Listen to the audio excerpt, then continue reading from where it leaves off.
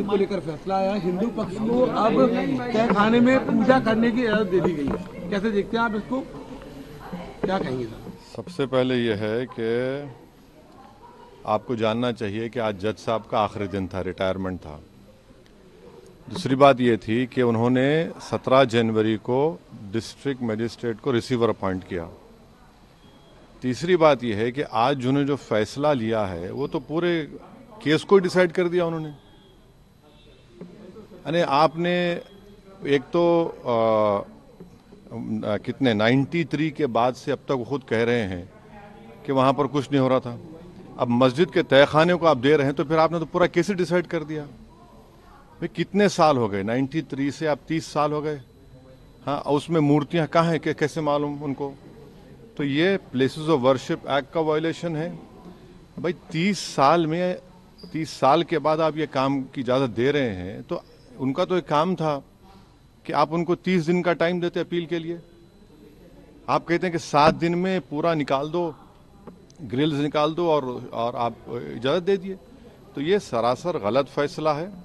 और आखिरी बात यह है कि नरेंद्र मोदी की सरकार जब तक अपनी खामोशी को तोड़ेगी नहीं और साफ तौर पे कहेगी नहीं कि हम प्लेसेस ऑफ वर्शिप एक्ट के ऊपर स्टैंड बाय करते हैं, ये पूरे तनाज़े चलते रहेंगे। और मैं फिर से कह रहा हूं कि जब बाबरी मस्जिद का टाइटल सूट का जजमेंट आया था, मैंने जिस एप्रीहेंशन का इजहार किया था कि वो फैसला यकीनन सुप्रीम कोर्ट हमारा आखिरी कोर्ट, हम इज्जत करते हैं, मगर फेद की बुनियाद पर आने से ये तमाम चीज़ें खुल रही हैं।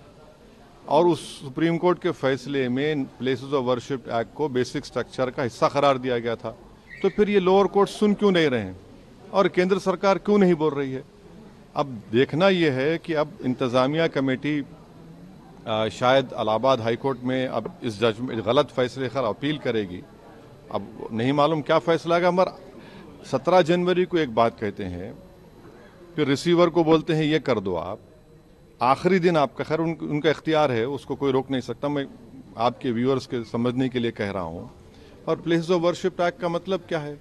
30 साल से कुछ नहीं हो रहा है, आप उनको 30 दिन नहीं देते, ये चीजें हैं। सर लेकिन में जो ईडी कार्रवाई हो रही है उस पर क्या? नहीं अभी उस सर मेरा सवाल इससे जुड़ा हुआ है, हिंदू पक्ष के जो लॉयर है विष्णु शंकर जैन, उन्होंने ये कहा है कि हमारी बड़ी जीत है, आने वाले समय में अयोध्या जैसा ही जब आगे बहस होगी तो उसको लेकर अयोध्या जैसा ही परिणाम आएगा।